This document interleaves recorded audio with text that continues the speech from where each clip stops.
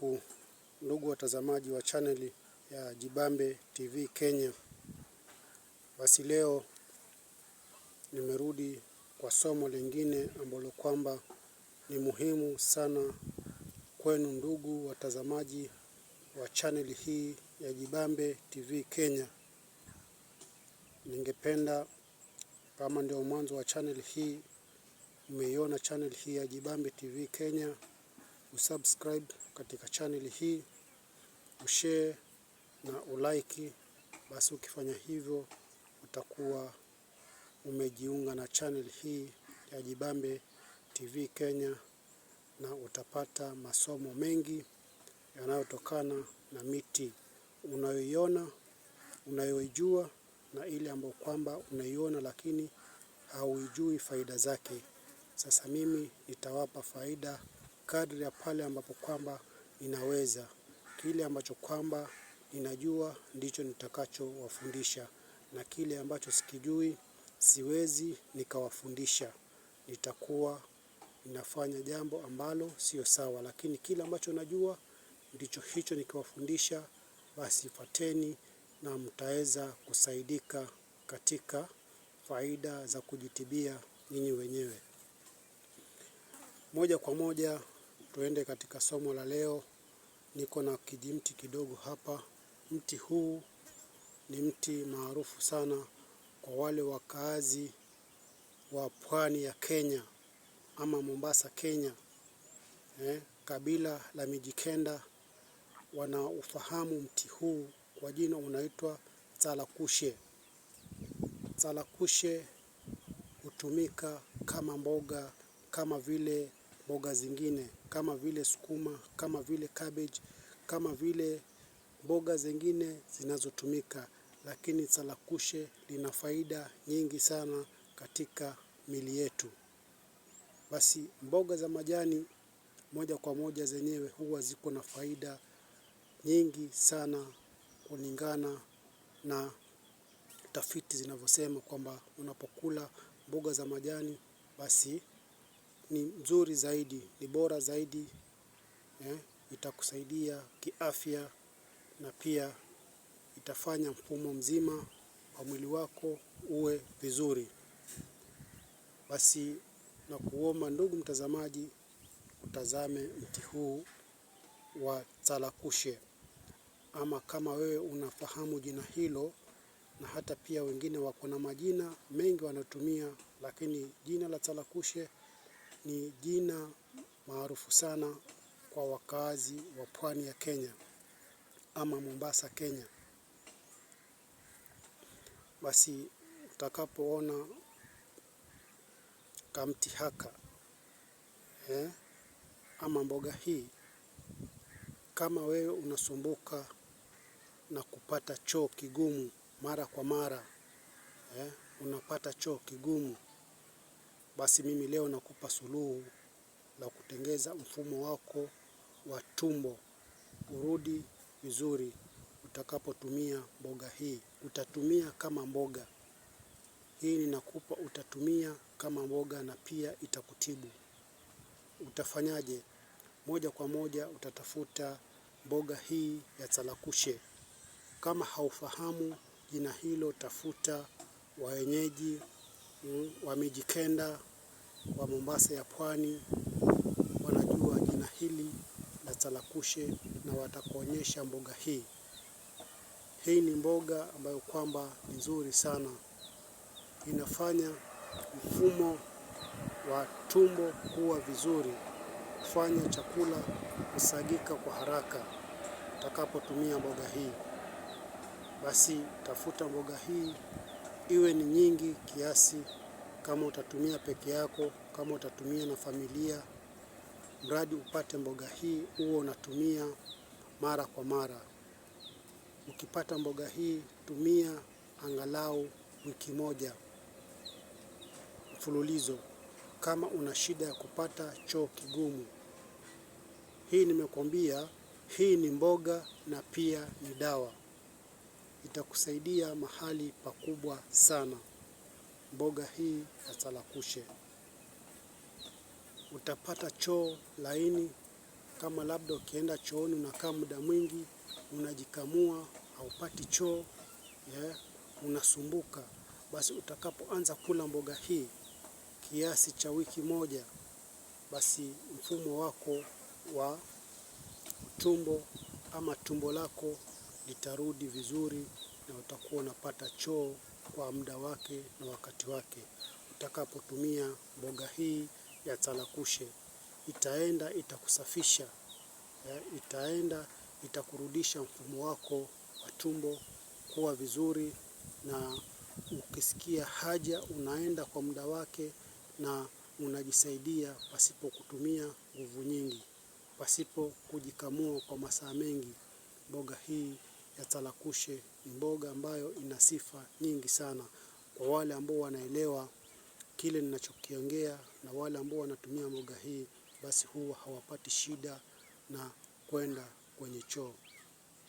Basi nakuomba ndugu mtazamaji, haya ninayoyafundisha ijapokuwa ni ilmu ndogo, lakini ukiifuatilia kwa upana ni ilmu kubwa sana. Fuatilia upate kujisaidia.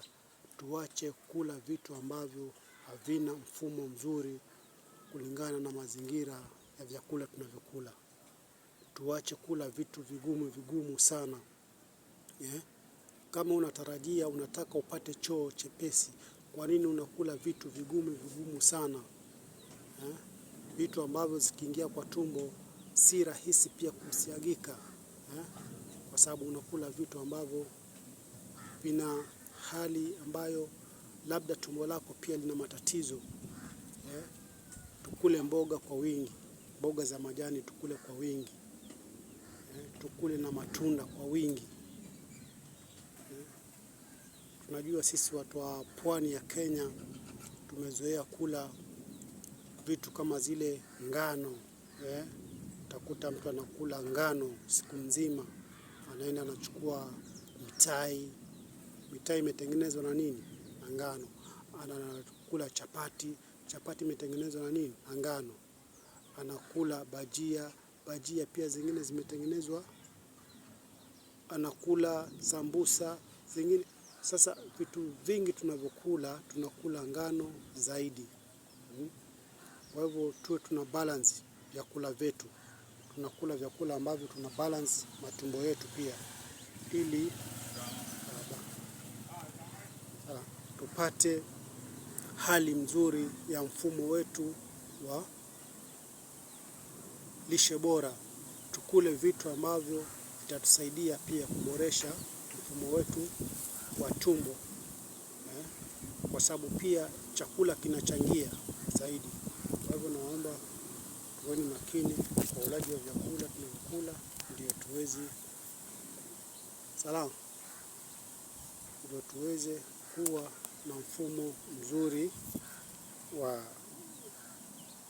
chakula tunachokula, ili tusipate shida ya kwenda kupata hali ngumu kwa choo. Na waomba ndugu watazamaji wa channel hii ya Jibambe TV, tujali afya zetu. Afya yako ni bora zaidi. Afya yako ni muhimu zaidi.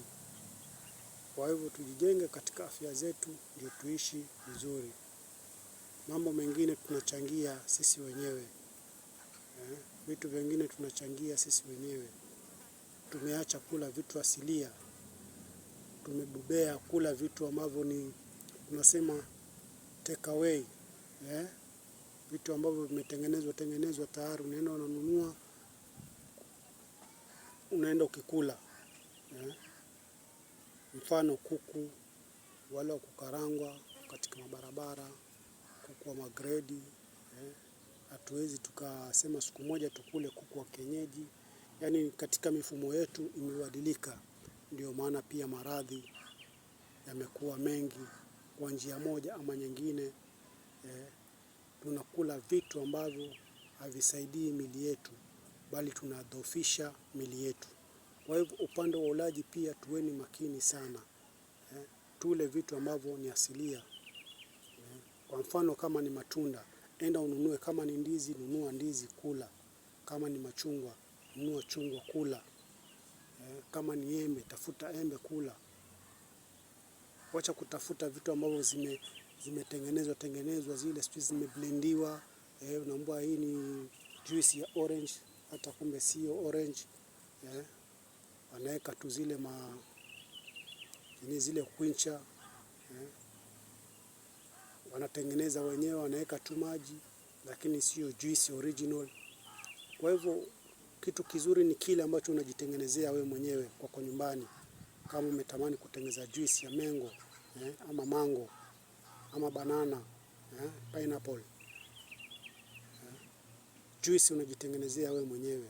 Kama ni mtu umejaliwa kuna mafreezer, ama kuna freezer, ama kuna friji, unajitengenezea, unaweka pale na utakuwa unakunywa wewe mwenyewe. Kuliko vitu ambavyo unanunua na hujui kimetengenezwa namna gani, unanunua unabugia, baadaye inakuja inaleta shida katika afya zetu. Kwa hivyo nawaomba tuweni makini kwa ulaji wa vyakula tunavyokula, ndio tujenge afya zetu kwa uzuri. Sina mengi, ni hayo machache. Kama wewe ni mgeni katika channel hii ya Jibambe TV Kenya, na kuomba usubscribe, na utakapofanya hivyo basi utakuwa umejiunga na channel hii ya Jibambe TV. Share, like, na utapata masomo mengi yanayotokana na dawa. Pia kama uko na maoni, uko na swali, uko na jambo, mimi ni mwanadamu, ninaongea, lakini pia niko na kasoro zangu, naweza nikakosea mahali. Unaandika comment pale. Kama hujaelewa, niandikie comment hapo, umeelezea hichi kitu lakini sijaelewa, nitakuelezea. Pia kama unataka tuwasiliane WhatsApp, namba zangu ni 07 19 46 72 65. Narudia namba zangu za WhatsApp 07 19 46 72 65. Kama uko nje ya Kenya, unaanza na plus 254 07 19 46 72 65. Tafadhali, kama unapenda kuniuliza swali, kama una jambo, kama unahitaji dawa zipo. Dawa ya meno, dawa za kizazi, dawa za aina yoyote ile ambayo kwamba labda unasumbuliwa na kitu, basi inshallah utapata. Dawa zipo, na kama itakuwa sina dawa hiyo, itakwambia sina. Na kama umenielezea maradhi yako, dawa iko, nitakwambia dawa niko nayo. Kwa sababu sipendi nitumie kitu ambacho labda siwezi nikakifanya. Ninafanya kile ambacho nitakuwa ninaweza nikakufanyia. Sina mengi, nawatakia siku njema na karibuni katika channel hii ya Jibambe TV Kenya, tupate masomo mengi zaidi. Asanteni na karibuni.